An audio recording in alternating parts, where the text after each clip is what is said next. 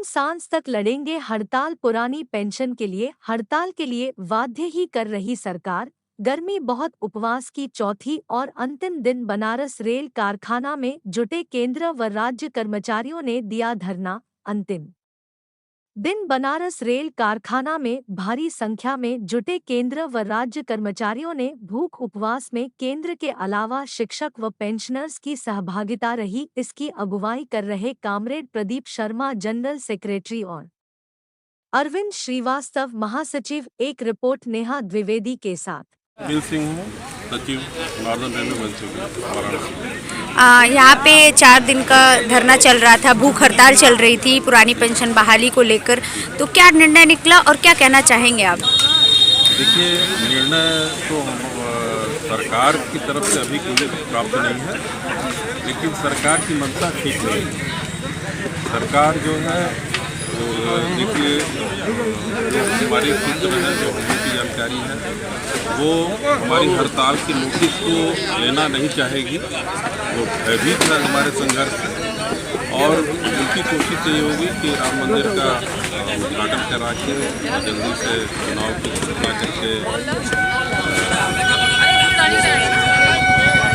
क्या कहते हैं, चुनाव के बाद आचार संहिता लगाने का 4 दिवसीय धरने का हमारा कार्यक्रम था, भूख उपवास का, और अभी तक सरकार की तरफ से कोई रूप स्पष्ट नहीं हुआ है।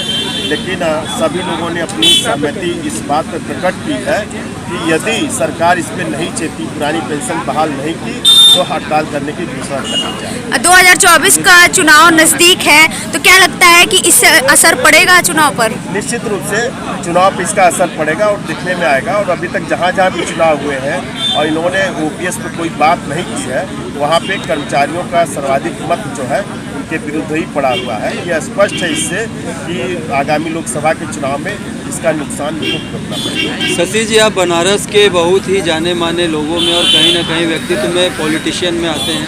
क्या कारण है सरकार की संवेदनहीनता का? क्या लग रहा है कि क्यों सरकार इतनी संवेदनहीनता से कार्य कर रही है इस योजना के लिए? देखिए, हम कोई राजनीतिक आदमी नहीं है, हम मजदूर नेता हैं, और इस देश में यही एक अच्छी खासियत है लोकतंत्र में।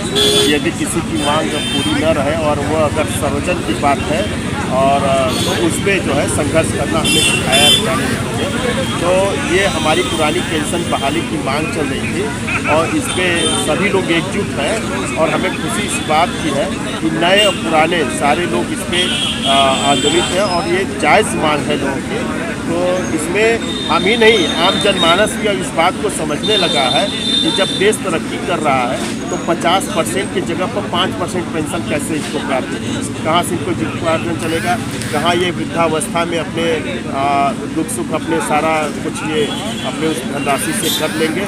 तो ऐसे में अब जनमानस का भी हमें समर्थन प्राप्त है, और आपने 2024 लोकसभा की बात की, इसका नुकसान सरकार को होगा। अभी आपके ही यहाँ स्पीकर में बोला गया कि कई राज्यों में सरकार इस चीज़ को लागू कर दिया गया, पुरानी पेंशन को, तो क्या वहाँ पे बीजेपी की सरकार नहीं है इसलिए लागू हुआ है?